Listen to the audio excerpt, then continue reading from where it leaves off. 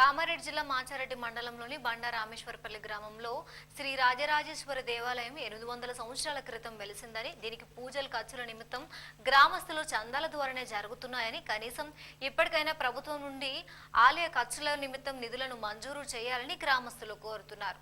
కామారెడ్డి జిల్లా మాచారెడ్డి మండలంలోని బండ రామేశ్వరపల్లి గ్రామంలో శ్రీ రాజరాజేశ్వరి దేవాలయం 800 సంవత్సరాల క్రితం వెలిసిందని తమ పూర్వీకులు చెప్పారని గ్రామస్తులు తెలిపారు.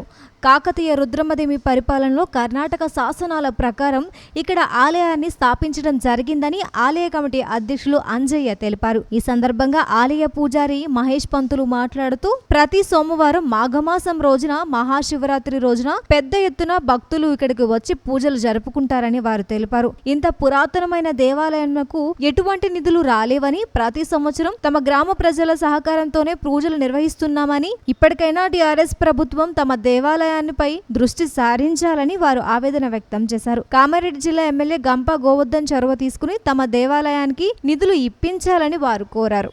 శివాలయము సుమారు 11వ శతాబ్దంలో రాజా నరేంద్రుని కాలంలో స్థాపించబడిందని పూర్వీకులు చెప్తారు. మరియు ప్రాచీన నాగరికత ఇక్కడ దేవాలయంలో గ్రీక్ బండరా వంటి లిపి వల్ల తెలిసి ఉన్నది.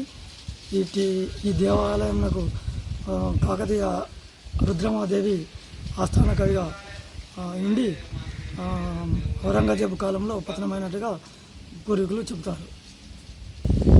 ఇది చాలా పురాతనమైన దేవాలయం. ఇంతవరకు ప్రభుత్వం కూడా ఈ దేవాలయానికి ఎలాంటి పురావస్తు శాఖ నుండి కానీ ఎమ్మెల్యే నుంచి కానీ ₹1 కూడా రాలేదు. దయచేసి పురావస్తు శాఖ వారు వెంటనే స్పందించి దీనికి తగిన నిధులు ఇస్తే అన్ని గ్రామాల లెక్క, అన్ని దేవాలయాల లెక్క మా దేవాలయం అభివృద్ధి చెందుతుంది. చాలా మారుమూల గ్రామం అయినా ఇంత పెద్ద దేవాలయం ఉంది. మా గ్రామ సభ్యులతోటే తలా ₹1 వేసుకొని ప్రతి సంవత్సరం మాఘ అమావాస్య రోజున, శివరాత్రి రోజున అన్నదాన కార్యక్రమాలు, చాలా పెద్ద మొత్తం పండుగలు మేమే ఊరు వాళ్ళని చేసుకుంటున్నాము. మొత్తం గ్రామం ఏకమై చేసుకుంటుంది. దయచేసి పురావస్తు శాఖ వారు స్పందించి ఏమన్నా నిధులు ఇచ్చి దేవాలయం